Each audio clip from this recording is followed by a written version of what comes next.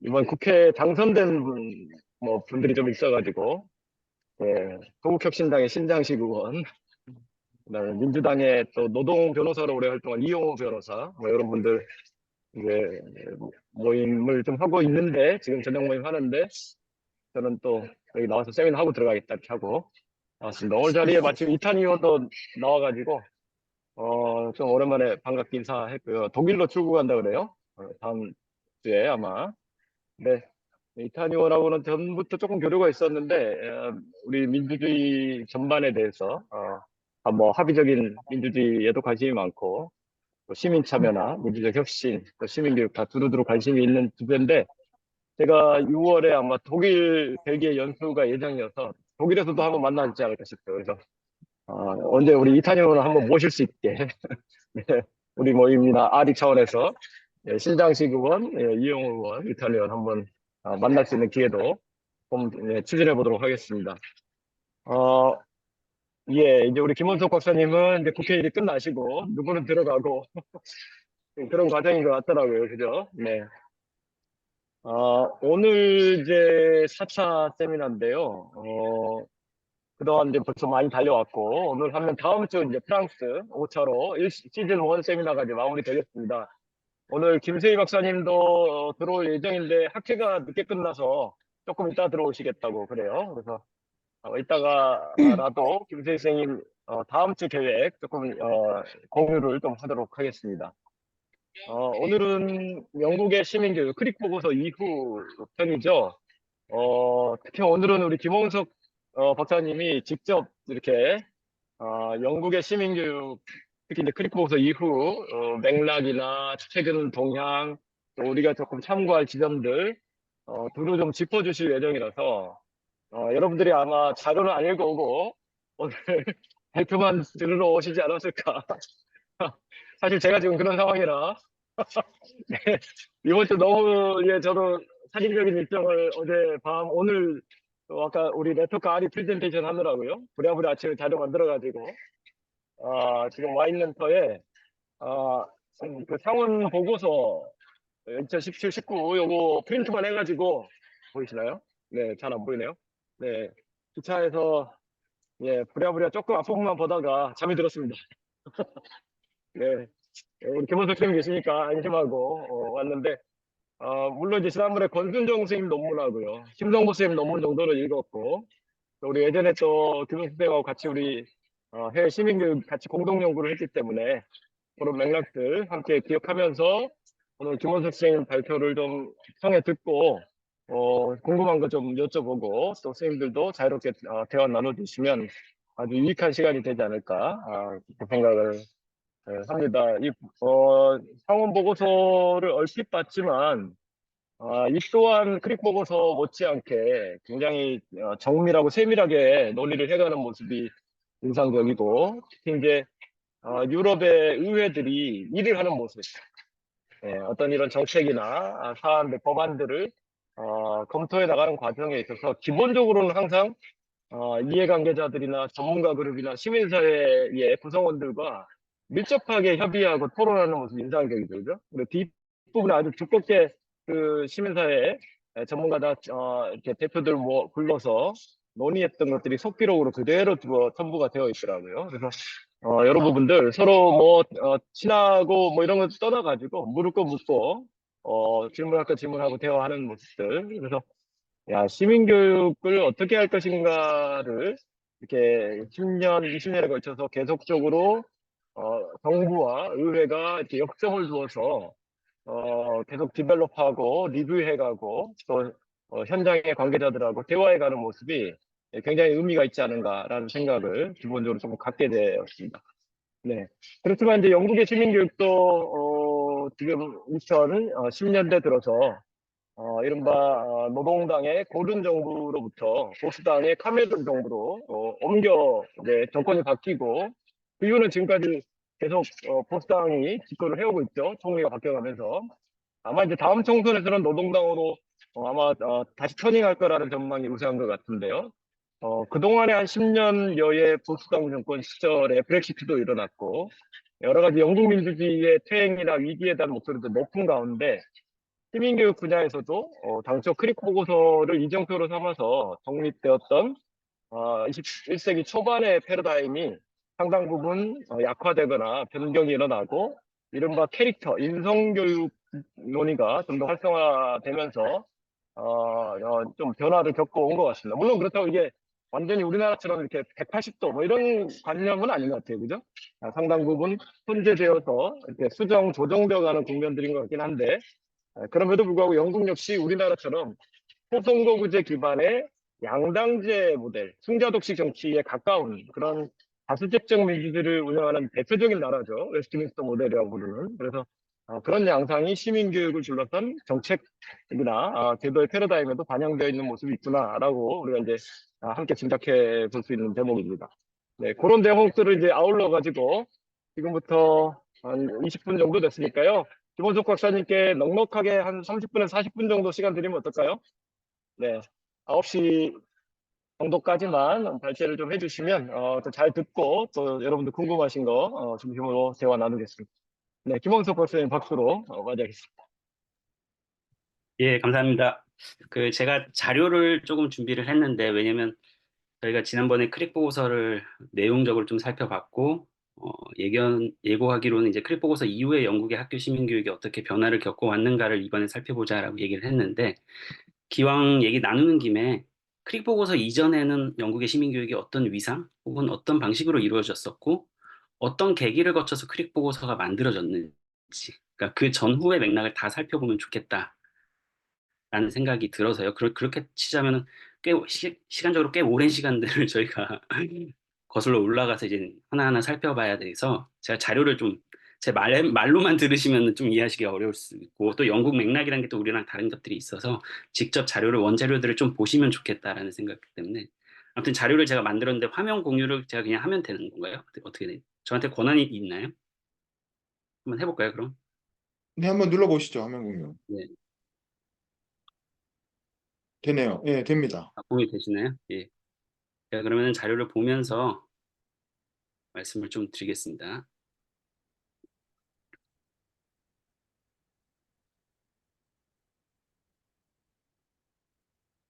예, 영국의 학교 시민교육의 변화에 관해서 제가 한 30분가량 말씀을 드리도록 하겠습니다. 네, 일단 영국이 우리와 비슷한 점도 있는데 좀 다른 점도 있기 때문에 특히 학교 교육과 관련돼서요. 영국의 학교 교육이 기본적으로 어떻게 이루어지고 있는지를 아주 간단하게 먼저 설명을 드리고 말씀드린 것처럼 크릭 보고서 이전의 학교 시민교육 그리고 크릭 보고서 이후에 어떤 변화들이 있었는지를 한번 설명을 드리도록 하겠습니다. 그리고 영국이라고 해도 이 잉글랜드랑 그 다른 이제 스코틀랜드나 웨일즈나 북아일랜드는 또 다릅니다. 스코틀랜드 같은 경우는 예를 들어서요. 스코틀랜드에서도 시민교육이 활발하게 이루어지고 있는데요. 영국처럼 독립된 교과가 아니라 국가교육과정의 교육 목표, 4대 교육 목표 가운데 하나로 스코틀랜드는 시민교육이 명시되어 있습니다. 그래서 조금 다르죠. 우리 지난 세미나 자리에서도 얘기를 했는데 이게 독립교과를 만드는 게 좋냐 아니면은 교육과정 전반에 이 시민교육의 가치나 어떤 지향들이 녹아들게 하는 것이 좋냐 이런 논쟁이 있는데 그런 면에서 영국과 스코틀랜드를 비교해봐도 재미는 있을 것 같습니다. 어찌되었건 스코틀랜드는 뭐 책임 있는 시민, 양성 이게 이제 국가교육과정의 4대 목표 가운데 하나로 제시되어 있거든요. 그래서 그렇게 이제 독립된 교과가 아니라요. 그렇게 해서 좀 차이가 있다라는 걸 염두에 두고 제가 오늘 말씀드리는 영국의 학교 시민교육이라고 하면 이 잉글랜드에 한정된다라는 것을 좀 알고 계시면 될 것 같습니다. 아이고 잠시만요.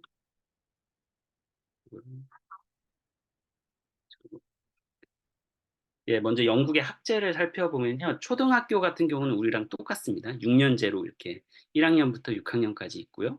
중등학교가 다른데 우리나라는 중등고등학교가 이렇게 3, 나눠져 있잖아요. 근데 영국 같은 경우는 중등학교라고 해가지고 통합되어 있습니다. 5년으로 통합되어 있고요.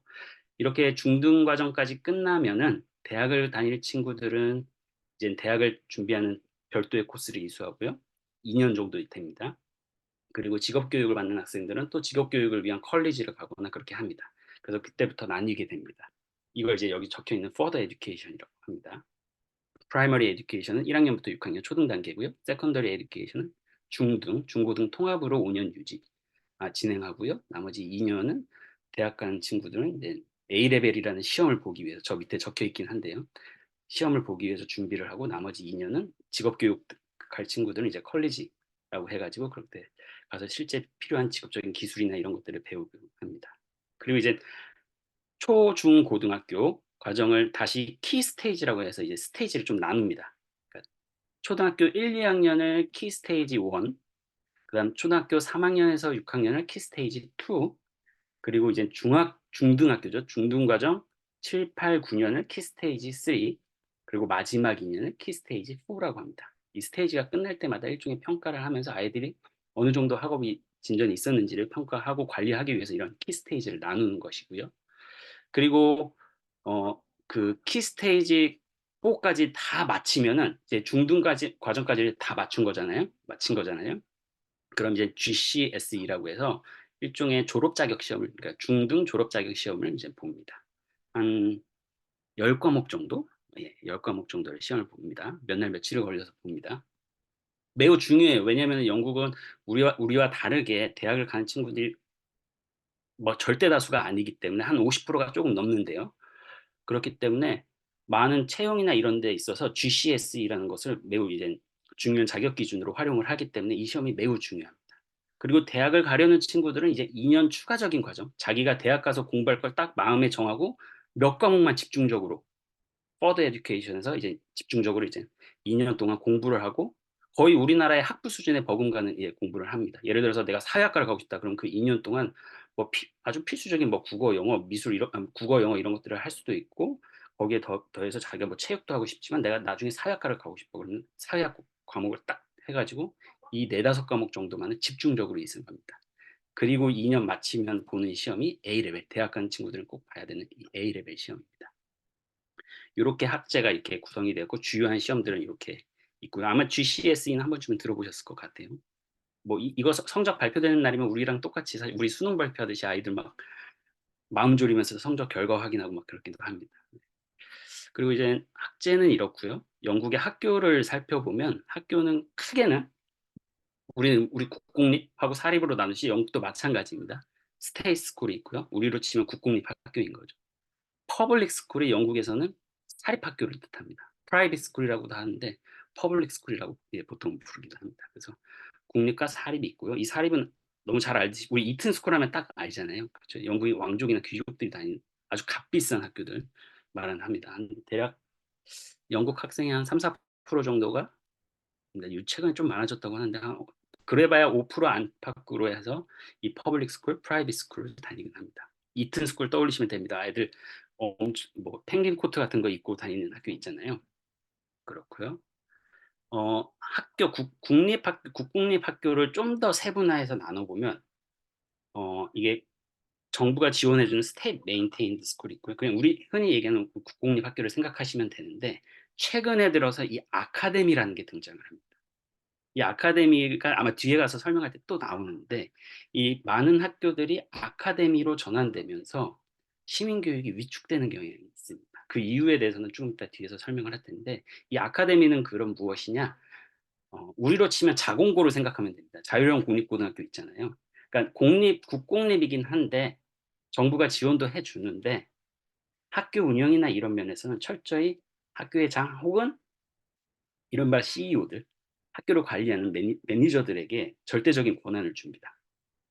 왜 이렇게 했냐면 이 아카데미가 그 보수당 정부 이후에 대폭 확대되는데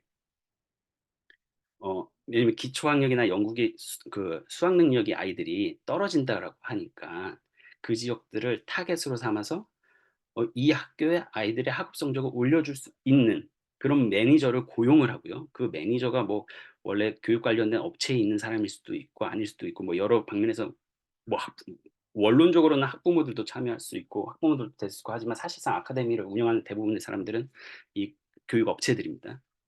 그 사람들이 와가지고 나 확실하게 우리 학교 아이들을 이렇게 성적 향상시켜줄게. 정부는 돈 대줘. 하면서 나온 게 이제 아카데미거든요. 그래서 이 부분 다시 뒤에 가서 설명을 드릴게요. 그래서 아무튼 일반적인 스테임 메인테인드 스쿨이 있고요. 요즘에는 아카데미가 많아졌고요. 꽤 많아졌고요. 절반 이상이 됩니다. 영국 국공립학교에. 그리고 그래마 스쿨은 우리가 옛날에 우리로 치면 자사고를 생각하면 됩니다. 아카데미는 자공고를 생각하면 되고 그레마 스쿨은 자사고로 생각하면 됩니다. 뭐 문법 학교라고 하는데 귀족 학교였고 1960년대 이후 노동당이 집권하면서부터는 45년 이후에 노동당이 집권하면서부터는 이 그레마 스쿨을 확대하는 걸 금지하자. 왜냐면 이게 그 계급이나 계층적인 백그라운드와 관련돼 있기 때문에 부유한 자제들이 주로 가는 학교들이거든요. 그래서 그것이 이제는 아이들의 평등이나 이런 것들을 저해한다라고 해서 그레마 스쿨을 확대하기를 멈췄는데 보수당 정부 이후에 한두 개씩 생기고 최근엔 조금 더 신설하는 경향이 좀 늘어나고 있습니다. 이렇게 학교 종류들이 이렇게 있다라는 거 먼저 좀 말씀을 드리고 뭐 아마 가장 큰 차이는 중고등학교 통합 단계 그리고 아까 말씀드렸던 GCSE 시험이라든지 이런 것들을 기억해 두시면 될 것 같아요. 그리고 제가 지금 말씀드린 것이 이 표 안에 있습니다. 이 표를 보시면 뭐 너서리 스쿨은 이제 그 유치원을 말하는 거고요. 저희로 치면요. 그래서 프라이머리 스쿨 왼쪽에 보시면 있고요. 6년 과정 있죠. 그리고 세컨더리 스쿨, 컴프리헨시브 스쿨이 아까 말씀드렸던 그냥 일반적인 국공립학교, 종합학교를 얘기를 합니다. 이렇게 살펴보시면 될 것 같습니다. 나중에 참고를 하시고요. 그러면 이제 지금부터는 좀 본격적으로 크릭 보고서 이전에 영국의 학교 시민 교육은 어떤 위치를 차지하고 있었는지, 어쩌다가 크릭 보고서가 탄생하게 되었는지에 대해서 말씀을 먼저 드리도록 하겠습니다. 워낙 긴 어떤 기간을 얘기해야 돼서 가장 짧게 간단하게 좀 얘기를 하도록 하겠습니다. 먼저 크릭 보고서 이전에 영국 학교 시민 교육을 한마디로 얘기해보라라고 하면은 무관심이었습니다. 거의 관심이 없었습니다. 근데 영국이 비단 시민 교육뿐만 아니라 교육 자체에 대해서 관심이 없었어요. 지난번에 뭐 영국의 자유주의 뭐 이런 얘기도 했었는데 기본적으로 국가가 나서서 아이들이 이렇게 커야 된다 저렇게 커야 한다에 대한 반감이 엄청나게 큽니다. 또 귀족이나 이런 것들이 유지되었던 지금도 그렇지만 그런 사회였기 때문에 내가 필요하면 사람들을 불러가지고 관련된 전문가들을 불러서 내 자녀들을 공부시키면 된다라는 마인드가 있었던 거예요. 그렇기 때문에 일종의 여기 적어놨지만 엘리트 교육이 사실 지배적이었죠. 그리고 다 사립이었죠. 당연히 국공립이 없었죠. 아니면 그런데 이런 귀족이나 이런 엘리트 교육이 아닌 그냥 일반 평민들이 교육에 관심이 당연히 있었겠죠. 그럴 경우에는 자기들 스스로 뭐 주일학교에 간다거나 아니면 야간 학교를 연다거나 아니면 노동자 학교를 연다거나 이런 식의 일종의 셀프 헬프 에듀케이션이 있었던 자조교육이라고 할 수 있었던 거죠. 중요한 거는 국가가 나서서 뭔가를 교육해야 된다. 사람들을 이렇게 만들어야 된다. 이끌어야 된다. 그것이 시민교육이든 교육이든 아무튼 그런 형태에 대해서는 철저하게 무관심, 불필요하다라고 생각을 했던 게 바로 영국. 그래서 아마 주변 나라들에 비해서 영국에서 밑에도 나오지만 이 1870년대 그러니까 영국의 1800년대 영국의 선거권이 계속 확대되는 과정이거든요. 한 6차례 정도 선거권이 확대가 되는데 그 과정에서 교육도 확대되고 시민 교육도 확대됩니다. 그 전까지는 철저하게 무관심이다가요. 그래서 이 포스터 에듀케이션 액트라고 적어놨는데 1870년대 이게 이제 영국의 초등교육을 의무화하는 최초의 법입니다. 1870년이 되어서야 비로소 영국에서는 초등교육이 의무화됐고 이건 주변 나라들에 비해서 비교적 매우 늦은 네, 변화였습니다. 그래서 아주 유명한 사회학자가 있는데 아마 사회학을 하시는 분들은 다 배우셨을 텐데 허버트 스펜서라는 분이 있습니다. 사회진화론 얘기하시는 그분이 이렇게 얘기를 합니다. 교육의 여러 과정에 공통적으로 편성되어 있는 지식 중에 시민으로서의 행동을 안내하는 데 도움이 될 만한 것은 거의 없었다. 뭐 이 말 하는 것뿐만 아니라 영국의 국가가 얼마나 교육에 무관심했는지를 뭐 너무나 많은 사람들이 얘기를 했기 때문에요. 그렇다라는 상황을 이해를 하시면 될 것 같고요. 선거권을 확대하는 과정에서 내부적으로 논쟁이 왜 교육이 필요했고 왜 시민교육이 필요했냐. 왜냐면 일종의 정당화죠. 그러니까 한쪽에서는 뭐라고 하죠? 일종의 교육받은 유권자 봐라. 그러니 저들에게 투표권을 줘야 된다. 그러니까 진보 진영 내에서도 논쟁이 조금 있긴 있었어요. 그러니까 교육을 먼저 하고 투표권을 달라고 해야 우리가 설득력이 있겠냐 아니면 투표권을 우리가 확보를 하는 것이 먼저냐 뭐 요런 논쟁이 있었는데 어찌됐건 이런 선거를 하려면 뭔가를 알아야 되잖아요. 기본적으로 요거에 대한 뭐라고 할까요? 전반적인 어떤 공유된 어떤 인식이 있었고 항상 그렇기 때문에 이 선거권이 확대되는 과정하고 시민교육이 확대되는 과정하고는 항상 맞물려 있습니다. 뒤에서도 나오지만. 네. 그래서 어떻게 보면 1800년대 후반까지 무관심으로 일관하다가 선거권이 확대되는 그 국면 속에서 교육 자체가 조금 확대되고 그러다 보니 시민교육도 덩달아서 조금 확대되긴 하였으나 여전히 미비했었죠. 그러다 본격적으로 이제 시민교육이 확대되었던 건 1900년대 초중반, 전체주의, 나치즘, 공산주의 이런 것들이 득세하기 시작하면서 이런 것들과 대립하는 어떤 국면 속에서 영국도 일종의 자기들의 정치 체제인 민주주의, 자유주의 이런 것들을 선전하고 홍보하고 알려야 될 어떤 필요성을 느꼈던 거죠. 그래서 이러한 전체주의의 도전에 맞서서 시민교육이 확대되는 과정이 1900년대 초중반에 있었고 그런 맥락 속에서 1934년도에 시민교육협회라는 것이 만들어지고 교육부도 갖은 권고들을 시민교육에 대해서요. 물론 그것이 초보적인 수준이지만 예를 들어서 개인적인 품행이나 이런 것들, 지금으로 치면 아까 말씀하셨던 인성교육이나 이런 것들에 초점을 맞춘 것들이었지만 그럼에도 불구하고 이런 성장하는 시민들, 이런 책들도 내고 실제로 1949년도요. 그래서 1930 초중반에 이러한 변화들이 있었고 이런 속에서 시민교육이라는 것이 조금씩 꿈틀꿈틀했다라고 이해를 하시면 되고 그런데 이런 정치교육, 선거교육, 시민교육이 이제 본격적으로 좀 논의되었던 거는 전후의 어떤 정치적인 변화, 또 교육적인 변화들하고 맞물려 있었습니다. 그러니까 전후에 가장 큰 변화라고 했으면 마찬가지로 선거 연령이 하향, 지금 우리나라처럼요, 몇 해 전에 있었던 우리나라처럼 선거 연령이 21세에서 18세로 1970년도에 낮아지고요.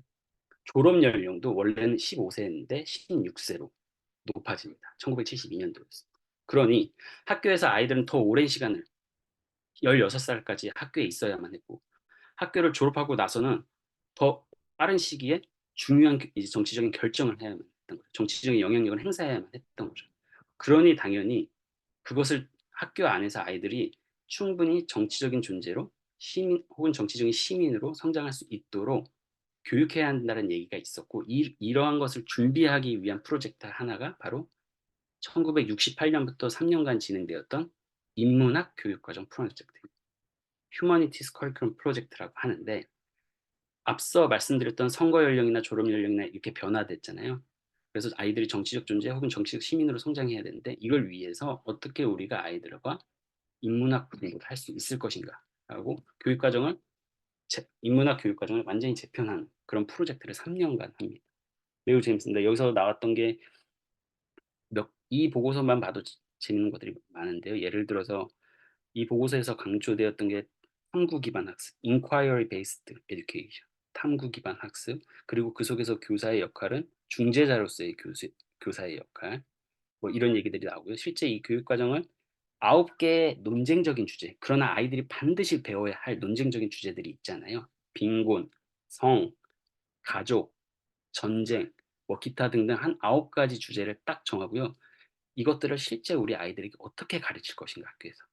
그리고 이걸 가르치기 위해서 학교는 어떻게 교육과정을 바꿔야 하는가가 이 프로젝트의 결과로 나옵니다. 그리고 이게 1968년에서 71년까지 연구가 진행됐고요. 1971년부터 약 10여 년간 이걸 실질화하기 위해서 이 자료들을 개발합니다. 왜냐하면 선생님들이 준비가 안 돼 있으니까 선생님들에게 직접 도움을 주기 위해서 분야별로 자료들을 만들기 시작합니다. 근데 그 자료의 양이 어마어마합니다. 정말. 예를 들어서 빈곤이라는 주제 하나만 놓고 보더라도요. 문서화된 자료만 200 몇 권인가. 주제도 다 세분화돼 있고 빈부격차, 가난한 사람들은 어떻게 사는지, 또 부자들은 어떻게 살아가는지, 부자들의 가치는 무엇인지, 가난한 사람들이 지향 가치는 무엇인지 각각의 세부 주제들을 나누고 그것 각각의 필요한 자료들을 모으는 거.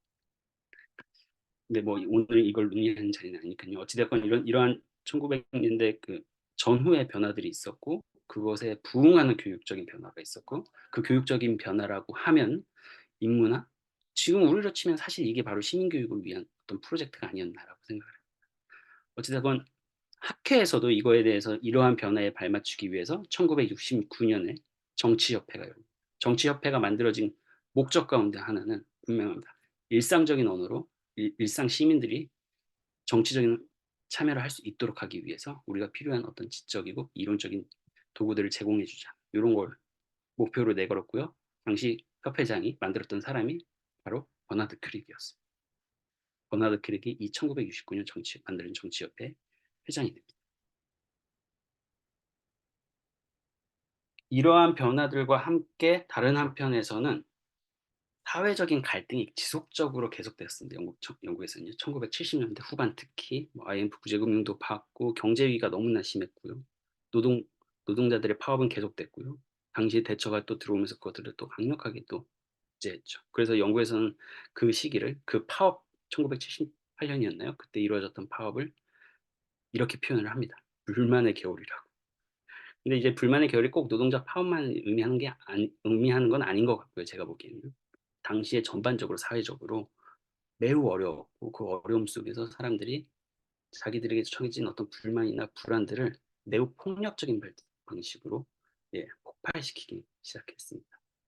그게 뭐 이제 런던에서도 폭동이 일어났고요. 브릭스턴 폭동 같은 경우가 바로 그런 거죠.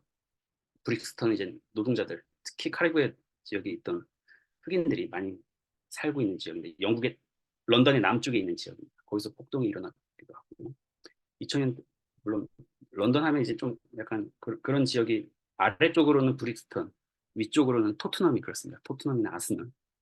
손흥민 때문에 잘 아실 텐데 아무튼 그런 지역이 이제 흑인들이 많이 살고 있고 그들이 경제적, 사회적 삶이 어려워지자 어떤 갈등이 폭발하기 시작했죠. 매우 폭력적인 방식으로 폭발을 하기 시작했던 거죠. 그러면서 우리가 과연 이러한 서로 다른 어떤 필요나 요구를 가진 사람들과 어떻게 살아가야 할 것인가 라는 고민들이 있었고 그러한 고민 속에서 시민교육이 좀 모색되기 시작했고 매우 이제 흥미롭게도 보수당이 먼저 적극적 시민의 역할에 대해서 강조하게 됩니다. 그러니까 영국의 시민교육의 크릭 보고서에서도 나오고 영국의 시민교육의 모든 교과서를 봐도 항상 나오는 말이 이 액티브 시티즌십, 적극적 시민 혹은 능동적 시민 뭐라고 해석하면 좋을지는 좀 정확하게 모르겠지만 아무튼 적극적 시민이라고 한다면 이 적극적 시민에 대한 강조가 계속 나옵니다. 그러니까 단순히 좋은 시민을 넘어서 또 참여하는 시민을 넘어서 적극적 시민, 보통 이렇게 구분을 하거든요. 굿 시티즌, 파티스페이팅 시티즌, 그리고 액티브 시티즌십을 좀 구분을 해서 얘기를 하긴 하는데 어쨌든 적극적 시민에 대한 강조가 이 이후로 줄곧 이루어졌고 너무 흥미롭게도 이것은 진보 보수 쪽이 보통의 시민교육을 얘기하는 건 진보 보수 쪽이지만 진보 뭐 혹은 좌파라고 얘기할 수 있겠지만 보수당이 이걸 먼저 꺼냅니다. 특히 당시에 그 수상이었던 마가렛 대처가 이걸 자기의 어떤 캐치프레이즈로 내겁니다. 그러니까 흔히 우리가 마가렛 대처 하면은 개인의 자유를 누구보다도 강조했던 신자유주의자였던 마가렛 대처를 상상하지만 다른 한편에서 마가렛 대처는 자유를 강조하면서도 다른 한편에서도 개인의 자유가 개인의 책임을 수반한다고 늘 강조해요. 그러니까 개인에게 어떻게 책임질 것인가에 대한 문제가 있습니다. 어떤 개인적이고 사회적인 불만들을 개인들에게 어떻게 책임질까? 이 자유에는 항상 책임이 따른다는 말을 마가렛 대처가 너무나 많이 말해요. 1988년도로 제가 기억을 하는데 당시에는 아예 보수당 내에 적극적 시민을 어떻게 우리 당의 가치로 전략화할 것인가라는 당의 어떤 내부적인 전략팀이 꾸려지기도 합니다. 그리고 그 해 말에 있었던 당 대회에서 마가렛 대처는 적극적 시민에 대해서 적극적 시민을 강조하는 연설들을 줄곧 몇 차례 했습니다. 실제로. 그리고 실제로 그러한 것들을 반영해서 국회에서는 시민성위원회라는 것이 만들어졌고요. 그 시민성위원회에서 이 시민성을 어떻게 함양하면 좋을 것인지에 대해서 물론 초보적이고 아주 그냥 뭐 약간 표현 정도만 들어갔다라고 하는데 이 교육법 그 1988년도에 교육개혁법이 통과가 되는데요. 그 교육법에도 담겨 있긴 합니다. 이 교육법이 1988년도에 있었던 교육개혁법이 매우 중요한 이유는 이때 국가교육과정이 영국엔 처음 들어오고 영국은 1988년도에 돼서야 국가교육과정이 들어올 정도로 국가가 뭘 개입하는 걸 너무 싫어합니다. 아까 말씀드렸듯이 1870년에 포스터법이 만들어졌고 그때 초등교육이 의무화됐는데 100년이 넘어서야 국가교육과정이 만들어진 어찌됐건 1988년도에 국가교육과정이 만들어졌고 교육과가 통과되는데요. 그리고 그 이후에 시민성 재단이 1995년도에 만들어졌고 전후에 1945년도 이후에 아까 말씀드렸던 정치 사회적인 변화 그리고 교육적인 변화가 한 축에 있었고 또 다른 한 축에는 사회적 위기에 따른 또 그리고 그것에 대해서 반발하는 과정 속에서 우리가 동료 시민들과 어떻게 살아갈 것인가에 대한 논의가 있었는데 그러면서 나왔던 개념 가운데 하나가 적극적 시민이었고 그것을 또 재밌게 보수당이 얘기를 했다는 거예요. 어찌됐든 이렇게 서로 맞물려 가면서 시민교육에 대한 논의가 조금씩 조금씩 싹 트기 시작을 했습니다. 그런데 물론 어, 가장 직접적인 계기라고 하면은 1997년에 있었던 총선이었어요. 당시에 노동당이 이제 블레어 정부가 새로 이제 노동당이 집권을 하고 블레어가 집권을 했는데요. 블레어는 자기 그 선거 준비 기간에 연설하면서 이렇게 얘기를 합니다. 만약에 당신이 수상이 된다면 꼭 바꿔야 할 영역이 세 가지가 있다면 무엇을 할 것이냐? 그 영역이 무엇이냐? 라고 질문을 하자 블레어는 교육, 교육, 그리고 교육이라고 이렇게 얘기했어요. 교육을 통해서 사회 변화, 특히 교육을 통해서 공동체 정신, 공동체 문화를 회복하는 것이 매우 중요하다. 대처가 이 문화를 다 깨트려 놨다라고 얘기를 하면서 이렇게 얘기를 합니다. 그래서 이제 바로 노동당이 집권을 하자마자 백서를 내고요. 교육개혁 백서를 내고요. 그 백서 속에서 이제 시민교육을 위한 자문위원회를 구성하라고 얘기를 했고 그거를 자기의 지도교수였습니다. 이 당시에 그 뭐야 교육부 장관이 이제 데이비드 블렁킷이라는 사람이었는데요. 눈이 안 보이시는 분입니다. 그 블렁킷의 지도교수가 학부 지도교수가 바로 그 버나드 크릭이었어요. 버나드 크릭에게 교수님 자기 지도교수님한테 이걸 부탁을 드렸던 거죠. 그래서 뭐야 신규 그 자문위원회를 한번 좀 맡아서 이끌어 달라라고 얘기를 했던 거예요. 뭐 물론 충분히 그럴 수 있었던 거예요. 그럴 만한 어떤 버나드 크릭은 당시 위치에 있었고요. 그리고 여기 적혀 있듯이 당시 총선이 전후에 가장 낮은 투표율이거든요. 전체가 전체 투표율이 72.4%였고 연령을 낮추면은 이 54.1%였으니까 이제 위기의식이 있었던 거예요. 민주주의의 나라 그 민주주의의 나라 영국에서 민주주의의 본고장이라고 할 수 있는 영국에서 어떻게 이렇게 정치적인 무관심, 냉소 이런 것들이 이렇게 팽배해져 있지? 라는 어떤 위기의식이 있었고 그것을 극복하기 위한 방법으로 극복하기 위한 중요한 수단 가운데 하나로 교육을 선택을 했던 거예요. 이렇게 해서 영국의 이제 크릭 보고서 자문위원회가 만들어졌고 크릭 보고서가 그 결과로 나오게 된 것이죠. 네, 여기까지가 크릭 보고서 이전까지 상황이었던 거고요. 크릭 보고서 이후에 영국의 시민교육은 어떻게 됐는지를 두 가지 차원에서 생각해 볼 수 있을 것 같아요. 하나는 영국의 시민교육이 실제로 어떻게 시행되고 있는지, 그다음 다른 하나는 어떻게 변화되어 왔는지를 좀 나누어서 말씀을 드리도록 하겠습니다. 시간이 몇 시인가요? 제가 지금 8시 44분이네요. 다음 주에 9시에 딱 맞춰서 끝내도록 하겠습니다. 네, 여유 있게 하십시오. 괜찮습니다. 네. 예. 그럼 먼저 학교에서 실제로 영국에서 시민교육이 어떻게 시행되고 있는지 한번 보도록 하겠습니다. 그러니까 크릭 보고서 이후 시민교육이 본격적으로 제도화되었어요. 1998년도에 크릭 보고서가 이제 보고가 되고요. 2002년부터 준비 과정을 거쳐서 2002년부터 국가교육과정 속에 독립된 교과로 시민교육이 자리매김합니다. 시티즌십이라는 이름을 달고 초등 같은 경우에는 선택 과목이고 중등 같은 경우에는 의무교육입니다. 5년간 아이들이 이 의무 과목을 반드시 수강을 해야 됩니다. 아까 GCSE 시험을 말씀드렸죠. 중등 졸업 자격 시험이라고 일종의 졸업 시험이라고. 그거의 시험 과목 비록 선택 과목이긴 하지만 그래도 그 너무나 중요한 GCSE라는 시험의 시험 과목 가운데 하나로 지정이 됩니다.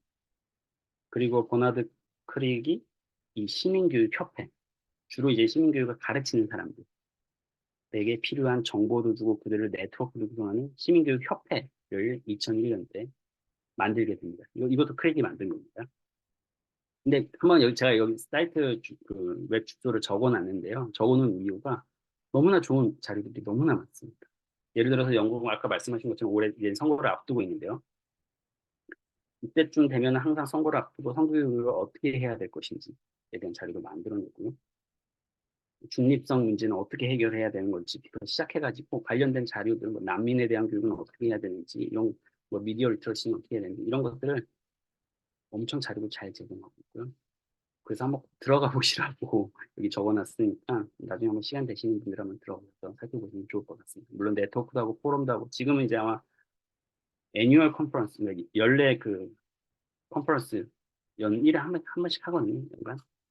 그거 아마 준비하는 막 그런 것도 올라와 있더라고요. 최근에 보니까 한번 살펴보시면 좋을 것 같고 실제로 시민교육 전문가 양성과정도 운영을 하겠습니다. 대학들을 지정을 해서 대학원에다가 기존의 선생님들이 한 1년 정도 수업, 이 시민교육과 관련된 수업을 들도록 하고 초기에는 여기에 대해 장학금 같은 것도 지원을 하고 그랬어요. 물론 지금 지원 따로 하시는 않는데요. 그 부분 지금 요 말씀드렸던 거를 제가 한번 원 자료들을 가지고 좀 말씀을 드려볼게요. 하나 자료 하나하나씩 보면서요. 자, 이게 영국의 국가교육과정에 나와 있는 과목에 관한 겁니다. 과목. 아까 키 스테이지가 이렇게 있죠. 키 스테이지 1, 2, 3, 4가 있습니다. 초등학교 1, 2학년, 3에서 6년, 그다음 중학교 7에서 9년, 마지막 10, 11. 스테이지 1, 2, 3, 4가 있고 왼쪽 이 기둥에 있는 것들이 핵심 과목, 영어, 수학, 과학. 이게 핵심 과목입니다. 그리고 기초 과목들 있죠. 파운데이션 서브젝트, 예술, 여기 밑에 빨갛게 쳐놓은 게 바로 시티즌십입니다. 초등학교 단계에서는 아까 의무가 아니라고 했잖아요. 선택 과목이라고 했잖아요. 그래서 체크가 안 되어 있습니다. 근데 중등 단계에서는 체크가 돼 있죠. 다 의무 교육들을 체크를 해놓은 겁니다. 의무인 것들을요.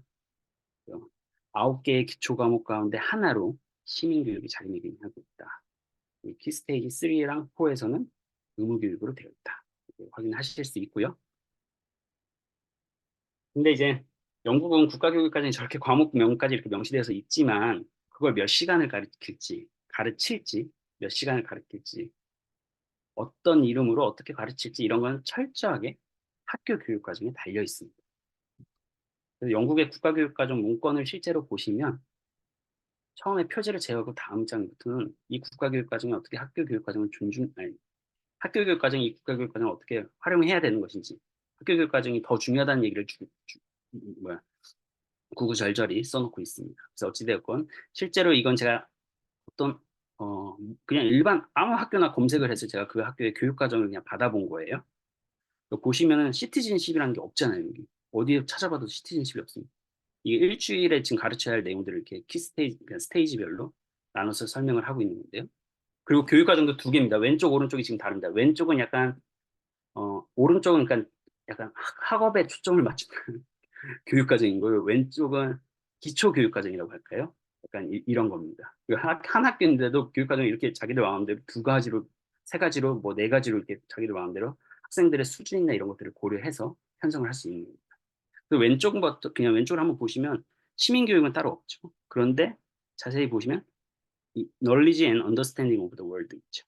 아마 요게 시민교육일 걸로 추정이 됩니다. 물론 다른 데서도 가르칠 수도 있겠지만 아마 이런 식으로 자기들 과목면도 바꿔보고 시수도 자기들 마음대로 정하면 되는 겁니다. 오른쪽을 보면은 아마도 PSHCE가 요게 아마 시민교육일 것입니다.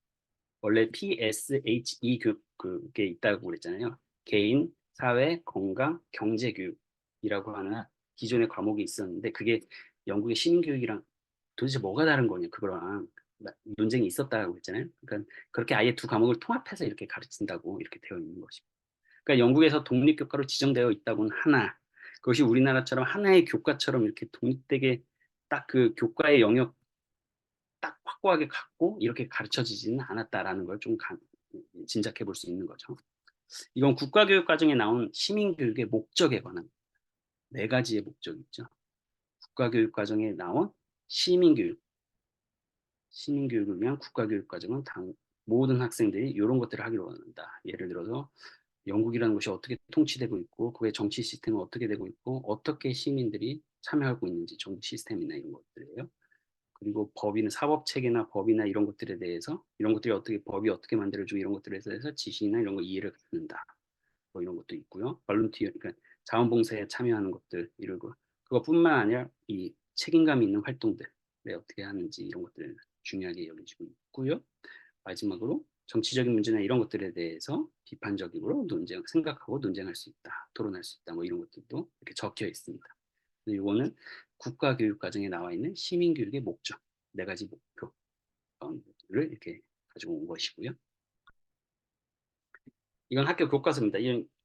이런 국가교육과정 그리고 학교 교육과정을 만들어서 이런 교과서를 가지고 학교에서 수업을 합니다. 물론 영국은 교과서를 잘 안 씁니다. 거의 안 씁니다. 교과서도 없고요, 사실. 이거는 시중에 있는 여기 적혀 있죠. GCSE라고.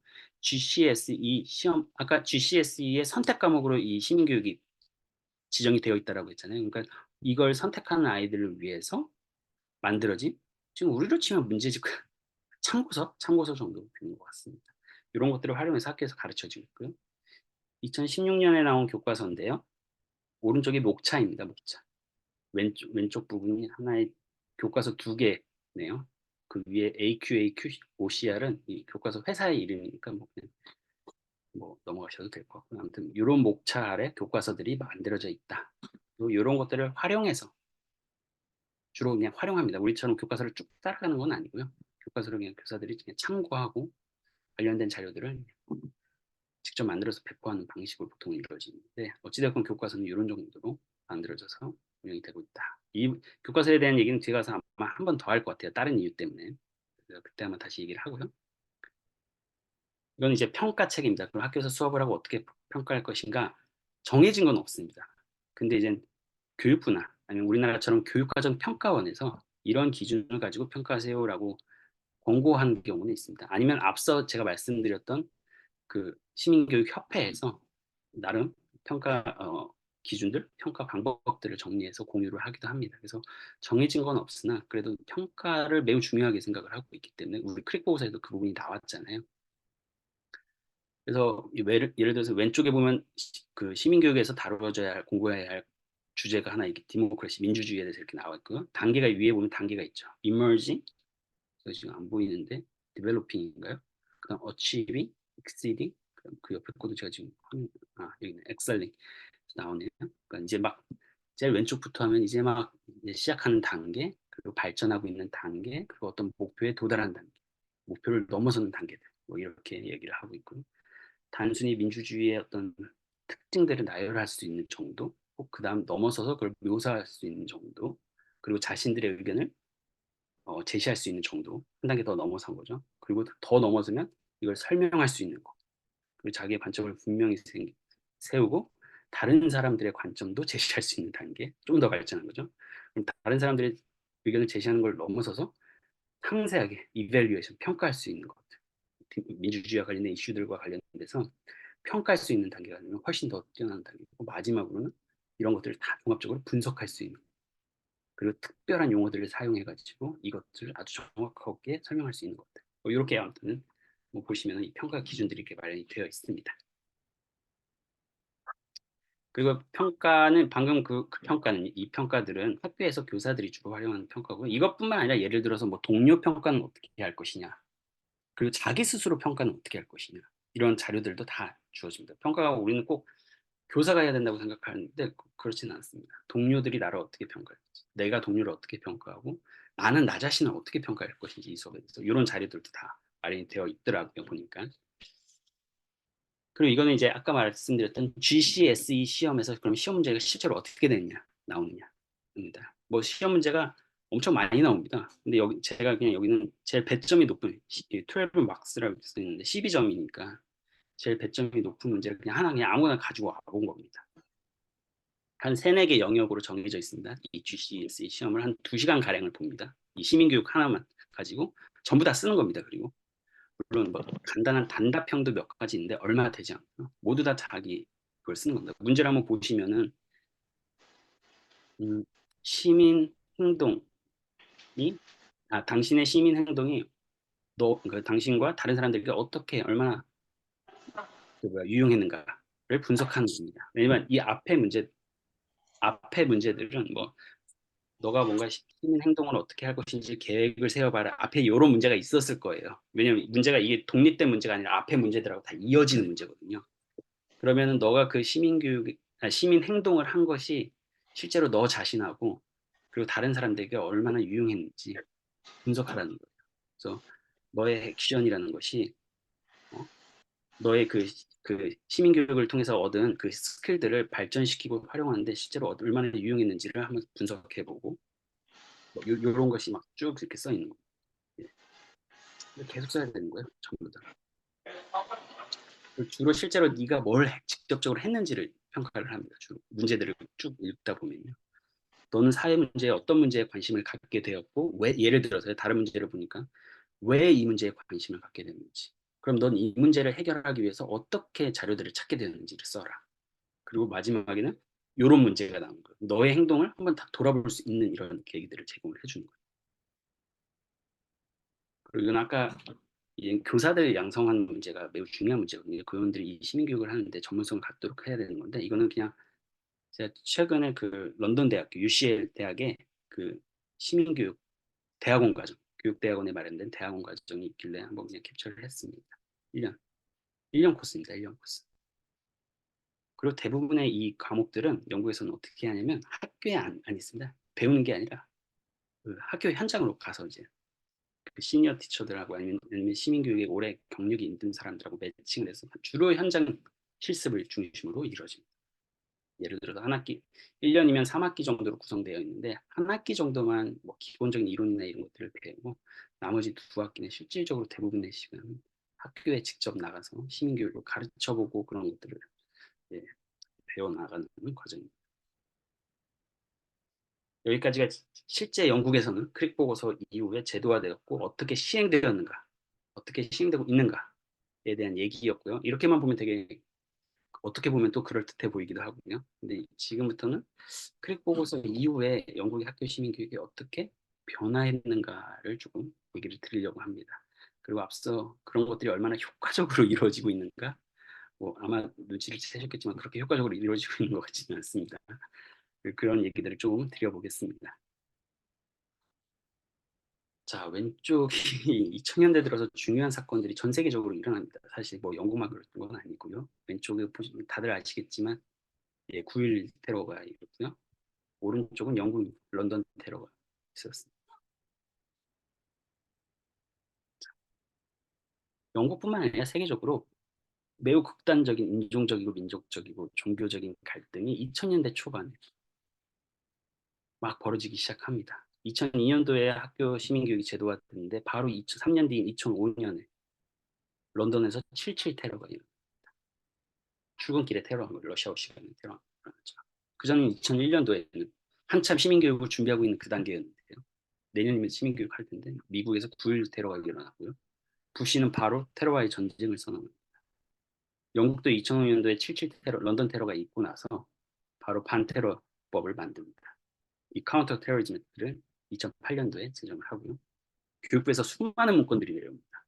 어떻게 아이들을 이 카운터 테러리즘 혹은 이제 카운터 익스트리미즘, 그러니까 극단주의로부터 반극단주의, 반테러리즘 어떻게 교육할 것인가에 대해서 수많은 문건들이 내려오기 시작합니다. 그리고 본격적으로 2002년도에 시작이 되었으니까요. 그 학교 시민교육이요. 한 4, 5년 정도 지난 시점에 국회에서 상설위원회입니다. 네. 교육부의 어떤 정책이나 이런 것들을 점검하는 Education and Skills Committee, 교육과 기술위원회가 2006년에 7년에 활동을 하고 그 시기에 뭘 하냐면 시민교육이 도입된 지 이제 4년이 지났는데 이것들에 대한 평가를 해보자라고 합니다. 그래서 평가를 하기 위해서 이 키스 아젝보라는 사람 이름입니다. 키스 아젝보라는 사람에게 프로젝트를 하나를 맡깁니다. 시민교육 분석하고 또 하나 플러스 시민교육에 대한 분석 플러스 앞서 말씀드렸던 인종적이고 민족적이고 종교적인 갈등들을 이 다문화 시대, 다인종 시대, 다민족 시대에 우리가 어떻게 살아가면 좋을지 그리고 그걸 어떻게 교육하면 좋을지를 이 두 가지의 과제를 이 키스 아젝보에게 줍니다. 이 키스 아젝보가 시민교육으로 정통한 교장 선생님이셨어요. 저는 개인적으로 사실 이런 지점도 사실 개인적으로 좀 번외로 얘기하면 흥미로운데요. 우리나라에서 뭔가 프로젝트를 한다고 하면 무조건 일단 교수님을 찾잖아요, 다들. 근데 여기는 교장에게 맡깁니다. 그리고 이 프로젝트의 핵심 인물이 3명인데 한 명은 교장 선생님, 한 명은 교사, 한 명은 그냥 일반 강사였습니다. 대학 강사였습니다. 이 위원회 구성부터가 좀 재밌더라고요. 저는 번외로 말씀을 드리면요. 어찌됐건 이 키스 아젝보가 매우 시민교육에 열심히셨던 분이시고 그래서 여기서 이 나왔던 리포트가 바로 이겁니다. 이 Diversity and Citizenship in the Curriculum 이겁니다. 여기 이 내용을 바탕으로 이 교육과 기술위원회가 시민교육이 앞으로 이런 것들을 강조해라라고 제언을 하기도 합니다. 어쨌든 이 리포트의 핵심적인 내용을 몇 가지 소개드리면, 일단 4년 됐잖아요. 2002년에 시민교육이 도입된 4년에 대한 평가였잖아요. 평가를 해봐라라고 했더니 아무래도 신생교과이다 보니까 이 시민교육을 통해서 뭘 어떻게 가르쳐야 되는지 좀 선생님들도 모호하고 학교도 모호하고, 그리고 상대적으로 학교나 선생님들도 막 관심 있는 사람들이면 몰라도 상대적으로 무관심 있다. 뭐 대부분이 PSH, 아까 말씀드렸던 이런 과목들의 하나 정도로 그냥 그 시간에 그냥 하지 정도로 이렇게 무관심한 태도를 보였다라고 얘기를 하고 있고요. 그렇기 때문에 다른 한편에서는 우리로 치면 지금 우리나라의 국가교육과정이나 우리나라 같은 경우는 정부나 교육부 혹은 교육청의 뭐라고 할까, 간섭이라고 할까요, 개입이라고 할까요, 이런 것들이 너무 많다고 문제인데, 여기는 오히려 너무 적은 게 오히려 문제 아닌가? 라는 얘기를 합니다. 그래도 어느 정도 시민교육에 대한 명확한 상을 제시해주고 프로그램들을 조금 제공해주고 그래야 학교나 교사들이 조금 더 일관된 질적 수준을 유지하면서 시민교육을 할 수 있지 않을까? 라는 고민이 여기 있어요. 이런 걸 이제 뭐 최소 개입 접근이라고 제가 해석했는데, 라이트 터치 어프로치에 대한 비판을 합니다. 문제가 있다라고 얘기를 합니다. 그러면서 시민교육의 네 번째 기둥을 제시를 합니다. 우리 크릭 보고서에 보면 시민교육의 3요소, 시민교육을 떠받치는 세 가지 요소가 있었잖아요. 사회적, 도덕적 책임감, 책임감이 하나가 있었고, 지역사회의 참여가 있었고요, 정치적 문해력 향상. 이게 크릭 보고서에서 얘기하는 시민교육의 세 가지 기둥이었는데 하나를 더합니다. 바로 정체성과 다양성. 영국에서 어떻게 우리가 함께 살아갈 것인가 라고 얘기를 합니다. 이 보고서에 보면 우리가 정체성과 다양성, 특히 정체성 얘기를 하다 보면 많은 기존의 과목들이 역사 과목으로 흐른다는 거예요. 영국이라는 나라가 어땠고 저랬고 우리가 다시 살펴야 할 우리의 자랑스러운 역사는 어떤 것들이 있는지 막 이런 것들을 얘기하는데, 그런 것들을 의미하는 것이 아니다라고 여기서 강조를 합니다. 문제는 근데 이후의 과정은 전혀 이들의 의도와는 다르게 흘러가지만, 어찌됐건 이 보고서에서 시민교육의 네 번째 기둥으로 정체성과 다양성, 영국에서 어떻게 함께 살아갈 것인가, 이 후자에 포커스를 맞췄습니다. 사실 우리가 서로 다른 어떤 문화나 민족, 그리고 서로 다른 어떤 사회경제적인 상황에 놓여 있는 사람들과 서로 다른 어떤 필요를 가지고 있는 사람들, 요구를 갖고 있는 사람들과 어떻게 영국에서 살아갈 것인가, 이걸 고민하고 그것들을 시민교육에서 담아내야 된다고 얘기를 했고, 표현이 좀 다르죠. 그렇죠? 아까 그러니까 크릭 보고서에 나왔던 세 가지 표현과는 좀 다르죠. 더 구체적이잖아요. 왜냐면 기존의 그 세 가지는 너무 두루뭉실하다고 비판을 하면서 자기들이 제시한 네 번째 기둥을 좀 더 이렇게 실제 약간 현실적인 용어라고 할까요? 구체적인 용어로 이렇게 순화해서 썼다고는 합니다. 아이고. 네. 방금 그 말씀드렸던 이 보고서가 이제 평가가 이루어졌던 것이 2007년도였습니다. 2007년도에 이런 평가가 이루어졌고요. 불과 이제 한 3년 정도 있다가 2010년에 총선이 있었는데, 아까 서현수 교수님이 말씀하셨던 것처럼 보수당이 이제 다시 집권하긴 합니다. 데이비드 카메론이라는 사람이 집권을 하고요. 한 4년, 집권 이후부터 4년을 마이클 고브라는 사람이 교육부 장관을 합니다. 마이클 고브는 옥스퍼드 출신이고요. 물론 입양 백그라운드가 있긴 하고 노동당 활동도 조금 하긴 했었는데 청년 시절에 어쨌든 이후에 옥스퍼드를 가고 옥스퍼드 학생위원회 하면서 들어보셨을 텐데, 보리스 존슨이라는 영국의 수상도 하고 런던에 총리도 했던, 지금은 아니지만 보리스 존슨과 서로 번갈아 가면서 이제 그 학생회 회장도 하고 그랬던 사람입니다. 이분이 아주 꽂혀 있는 게 있는데요. 그게 바로 지식에 대한 강조였어요. 지식. 이분이 영국에 보면 이제 유니버시티 챌린지라는 그 TV 쇼 같은 게 있어요. 학생들 우리나라 치면 장학 퀴즈 같은 거죠. 장학 퀴즈도 나가서 우승도 하고 막 그랬던 사람이거든요. 어찌됐건 지식에, 그러니까 그동안의 이 학교 교육이라는 것이 당연히 아이들에게 심어줘야 할 지식들을 너무 소홀히 했다라는 것을 신임 직후부터, 그러면서 교육과정 개정해야 된다고 교육과정 개편위원회를 꾸립니다. 그때 항상 강조했던 게 기초 지식, 핵심 지식, 특히 코어 논리지 반드시 알아야 됩니다. 아이들이 모르고 있다. 그래서 우리 영국의 교육은 어떻게 돼야 되냐? back to basic. 다시 처음으로 기초로 돌아가야 된다. 라고 누차 강조. 말할 때마다 이 코어 논리지에 대해서. 그래서 당연히 그러다 보니까 이 교육과정 개편위원회가 만들어진 직후부터 나왔던 얘기가 무엇이었냐면 분명히 시민교육은 불합될 거다. 지금 의무교육이지만 선택 과목으로 반드시 선택사항으로 초등처럼요. 떨어질 거다라는 얘기가 파다했고 선생님들은 그러니까 더 안 움직이기 시작한 거예요. 학교에서 더 안 가르치기 시작한 거예요.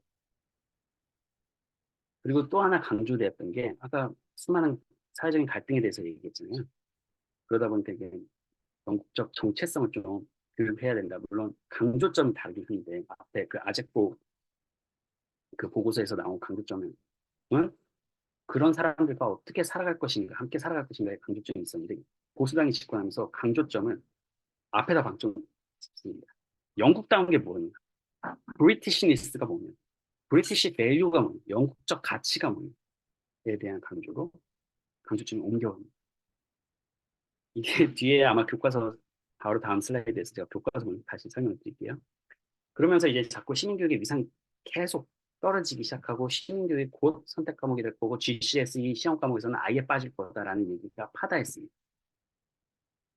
계속 그런 실제적으로 이런 공격들도 있었고요.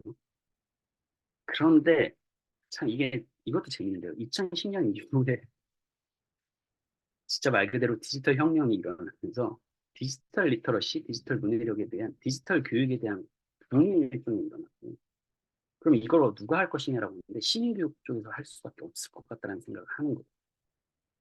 그러니까 보수당 혹은 보수를 지향하는 사람들 그리고 시민교육을 없애야 된다고 했던 사람들도 갑자기 시민교육이 디지털 문해력에 대한 교육으로 전환해야 된다는 얘기를 하면서 그나마 시민교육이 그 생사를 유지할 수 있게 되는 것 같다. 물론 이건 제 추측이 그냥 제 생각이 데이터가 있는 건 아니지만 그러면서 보수 인사들이 언론에서 내뱉는 얘기도 그 시민교육은 디지털 문해력이나 이런 것들을 하는 방식으로 흘러가야 된다라고 이렇게 얘기를 하면서 그나마 다행이다. 시민교육 없애라는 얘기는 하지는 않으니까 그런 생각이 들더라고요. 어쨌든 디지털 문해력에 대한 강조가 하면서 시민교육의 강조점도 또 이렇게 이동을 했다라고 보시는 것 같습니다. 그리고 특히 이 영국다움에 대한 강조가 특세를 할 수밖에 없었던 이유가 바로 그 다음에 나오는 2010년대 중후반 이후에 사회적 갈등이 매우 심하죠. 스코틀랜드가 분리 독립 투표한다고 계속 가죠. 아슬아슬하게 부결이 되었지만 어찌되었건 스코틀랜드 분리 독립한다고 하니까 그래 우린 영국이야. 막 이런 거 있잖아요. 그런 어떤 민족적 정서가 있는 거고 또 브렉시트 투표도 마찬가지입니다. 그리고 앞선 런던 테러에 이어서 또 2017년도에 그 공연장에서 테러가 맨체스터 테러가 일어나 이런 상황 속에서 영국적인 가치를 지켜내는 것 다른 사회의 공격이나 이런 것들로부터 영국스러운 걸 지켜내는 것이 끊임없이 강조해요. 여기 버밍엄 트로이 목마고이를 적어놨는데 이건 2014년도에 버밍엄 지역에 있는 일부 이슬람 학교들에서 학생들을 이슬람화하려고 하고 있다. 수업 교육과정도 그렇게 짜고 이게 편지가 익명의 편지가 하나 이게 전달이 되고 그게 이제 언론 보도를 타면서 교육부가 조사하고 뭐하고 난리도 아니었어요. 근데 결국엔 어느 것 하나 사실로 밝혀진 것이 없었어요. 왜냐면 버밍엄 지역은 이슬람 사람들이 엄청 많거든요. 아마 가장 많은 걸로 제가 알고 있는데 그래서 이런 일련의 과정들을 겪으면서 영국 시민교육의 모든 초점이 이 영국스러운 것을 어떻게 지킬 것인가에 대한 것으로 이동을 하게 되고 그것을 가장 잘 보여주는 사례가 바로 이겁니다.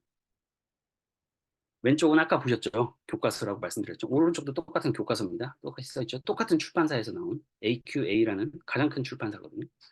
그 출판사에서 나온 GCS, 시민교육 GCSE 문제집입니다. 근데 왼쪽은 2016년에 나온 책이고요. 오른쪽은 그 여성분이 그려져 있는 이거는 2009년도에 나온 거. 벌써 느껴지죠? 책의 교과서의 표지에서 2016년도에 나온 책의 표지는 영국의 국기가 그려져 있죠. 오른쪽은 집회에 참여하는 여성의 사진이 그려져 있습니다. 정치적 참여 이런 것들이 버나드 크리보것에서 가장 강조했던 부분이고요. 정치적 문해력, 정치적 참여 이게 고스란히 2009년도 오른쪽의 교과서에는 그대로 반영이 되었는데 이 강조점이 조금씩 이동되었다는 것을 확실하게 볼 수 있는 실제로 책의 목차를 한번 봐볼까요? 왼쪽이 아까 말씀드렸던 2016년도에 나왔던 책입니다. 첫 장부터가 영국에서의 삶, 영국 사회를 이끄는 가치와 원칙. 이게 첫 장, 첫 챕터의 첫 예, 소절입니다. 영국 사회를 이끄는 가치와 원칙. 근데 오른쪽 책을 보시죠. 이건 2009년도에 나온 거. 지역 행동과 적극적 시민성. 어떻게 적극적 시민성을 발휘할 것인가? 어떻게 차이를 만들 것인가? 이렇게 나옵니다. 어떻게 참여할 것인가? 오른쪽은 확실하게 정치적 참여에 방점이 찍혀 있는 반면에 왼쪽은 그렇지 않죠. 그게 영국 시민교육이라는 게 영국적인 정체성을 어떻게 확보하고 가르칠 것인가 이런 것들로 이동을 합니다. 그러다 그렇게 2010년도 이후에 지금까지 영국의 학교 시민교육은 이런 방식으로 이루어져 오고 있는데 2008년에 버나드 크릭이 돌아가십니다. 그리고 크릭 사후 10년 때는 2018년도에 상원에서 영국은 상원과 하원이 분리되어 있거든요.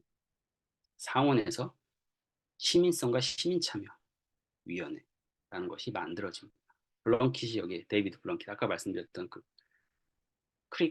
시민교육 자문위원회를 만들었던 당시의 교육부 장관이죠.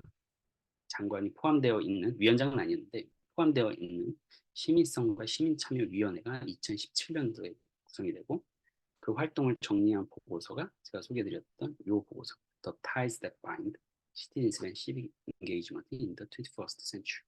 그래서 이게 2018년도 크릭이 돌아가신 지 버나드 크릭이 죽은 지 딱 10년 지나는 시점에 아마 의도한 거라고 저는 생각합니다. 2018년도에 물론 시민 교육에 관한 내용만은 아닙니다. 제목에서 아시겠지만 시민성에 대해서도 나오고 있고 시민권에 대해서도 얘기를 나오고 있기 때문에 시민 교육은 그 한 파트이긴 하지만 어찌됐건 2018년도에 시민 교육이 전반적으로 어떻게 이루어지고 있는지 어떻게 바뀌어야 하는지를 다루고 있는 보고서가 나옵니다. 우리를 엮어주는 끈, 뭐 번역을 하자면 이런 거잖아요. The ties that bind니까 우리를 엮어주는 끈으로서 이 시민성과 시민참여라는 것이 얼마나 중요한지에 대한 얘기들을 쭉 하면서 그동안 이루어진 시민교육에 대해서 나오고 있습니다.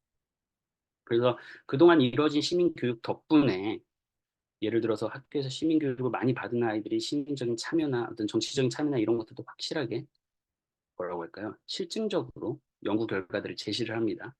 실제 참여율도 높아졌고 이렇다. 그리고 그것뿐만 아니라 사회 계층이나 계급의 불평등을 완화하는 데도 효과가 있었다라고 얘기를 저명한 학자들의 실제적인 연구를 받아가지고 제시를 합니다. 요 가로치고 90, 92 써 있는 거 그 앞에 쓰여 있는 그 번호니까 혹시 더 자세한 내용이 궁금하신 분들은 그걸 보시면 될 것 같고 여기서 나왔던 게 이제 주로 문제적인 진단을 많이 합니다. 시민교육의 현재가 어떠냐? 한마디로 물론 위원회가 말한 건 아니고 다른 전문가의 말을 빌려 한마디로 정리합니다. 푸어하다. 안 좋다는 거죠. 시민교육이 현재 매우 매우 푸어하다. 시민교육은 그 어느 때보다도 중요해졌는데 중요한 시기인데 그 질이라는 것은 너무나 푸어하다라고 합니다. 왜 그러냐? 아까 말씀드렸듯이 시민교육의 초점이 기존에는 집합적이고 정치적인 교육에 초점이 있었다면 지금은 너무나 그것이 개인적인 참여만 예를 들어서 자원봉사에 대한 참여 이런 것들만 그것도 다분히 개인적인 거죠. 개인적인 참여 이런 것들 개인들이 어떻게 지역사회에 참여할 것인가 뭐 이런 것들만 초점이 맞춰져 있다는 거예요. 그것이 이제 인성교육이라고 거기서도 보고서에서 쓰고 있고요. 인성교육에 초점이 맞춰져 있다라고 얘기를 하고 있습니다.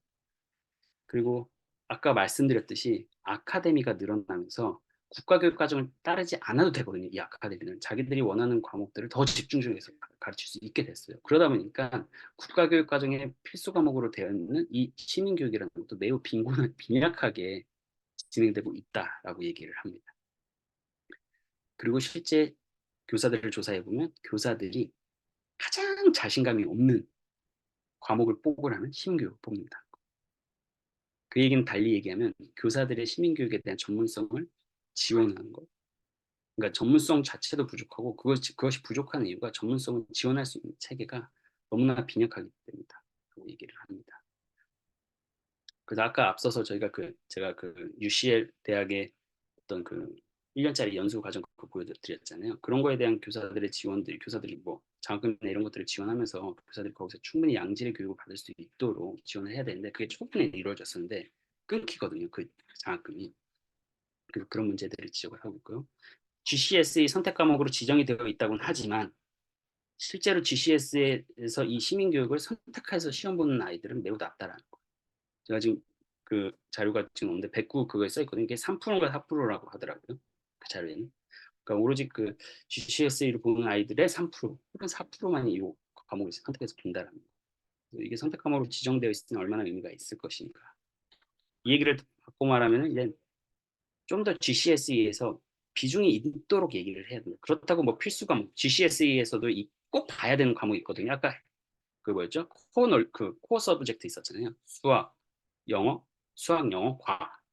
이런 거 정도는 아니더라도 조금 더 비중을 높이는 방법이 있어요. 예를 들어서 대학들이 대학들이 뭔가 이 과목을 선택하면 우리 대학 지원할 때 뭔가 이점이 있습니다라는 게 잉글리시 바칼로레아라는 게 있는데 어찌됐건 거기에 시민교육을 포함시키다든가 하는 방식으로 시민교육의 위상을 조금 높여야 되는 거 아닌가 이런 제안도 있습니다.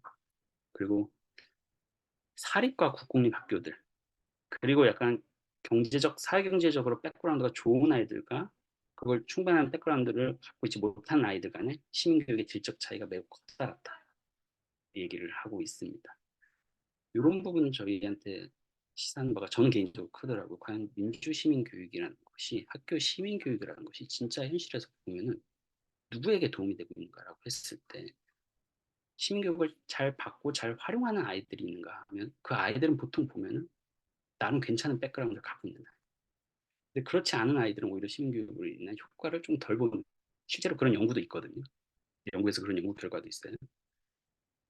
뭐 1년에 책을 몇 권을 읽는 아이들, 100권 이상 읽는 아이들, 뭐 10권 이상을 하는 그걸 나눠가지고 이 아이들이 시민교육을 받았을 때 누가 더 효과를 보냐라고 하는데 대부분이 원래 좋은 백그라운드를 혹은 좋은 습관을 갖고 있는 친구들, 성적을 갖고 있는 아이들에게 시민교육이 유리하다는 그런 연구도 있는데 어찌되었건 이런 시민교육의 질적 차이가 있다라는 얘기가 보고서에 적혀 있습니다.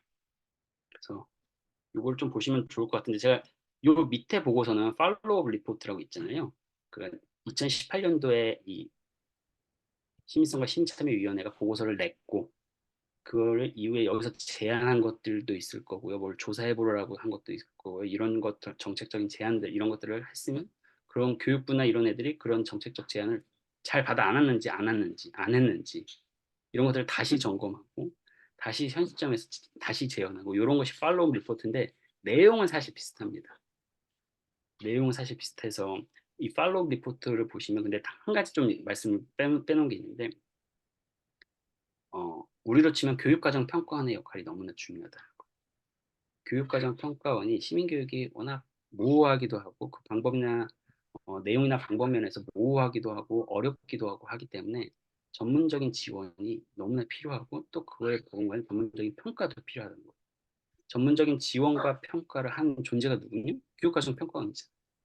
근데 그 사람들이 지금 별 다른 어떤 뭐랄까 평가 기준이나 이런 것들을 개발하지도 않고 종단 연구나 이런 것들도 조차하지도 않고 그렇다는 거예요. 그 팔로우 리포트에 보면 그래서 팔로우 리포트에 보면 주요 내용이 그 연구에서는 그 옵스테드라고 하는데요. 교육과정 평가원의 역할을 주로 강조하는 뭐 지정 그리고 이제 교사들 지원, 장학금 지원이나 이런 것들 이런 것들에 대한 얘기여서 뭐 두 개를 같이 보셔도 좋을 것 같고 아니면 좀 뭐 2018년도에 나온 보고서만 보시더라도 지금 영국 시민교육에서 어떻게 이루어지고 있는지 거기 보면 이런 얘기도 있습니다. 그냥 비디오 틀어주는 경우도 많다. 시민교육이라고 하고 그런 얘기들도 뭐 우수 사례도 실제 사례도 적혀 있기도 하고 그러니까 뭐 길지 않습니다. 교육 파트는 그렇게 섹션이 세 번째 섹션인가 그랬던 것 같은 챕터였던 것 같은데 길지 않으니까 뭐 보셔도 직접 보셔도 좋을 것 같고 특히 요 괄호친 번호들을 따라 읽으시면 중요한 지점들을 참고를 하실 수 있을 것 같습니다. 이제 오늘 일단 이 정도로 말씀을 드리고 제가 뭐 어떤 것들을 이런 점들을 우리가 반면교사 삼아서 한번 보면 좋겠다라고 따로 정리를 해볼까 하다가도 괜히 논의를 좀 축소시키는 것 같아가지고 영국이 이렇게 하고 있다라고 지금 말씀드렸으니까 선생님들께서는 이런 점들을 우리가 잘 참고를 한번 해야겠다 뭐 고민을 해야겠다라는 게 있으면 좀 자유롭게 얘기를 나눠주시는 이후에 저도 한번 좀 고민을 더 해보고 그렇게 하도록 하겠습니다. 네, 이상 마치도록 하겠습니다. 네, 감사합니다.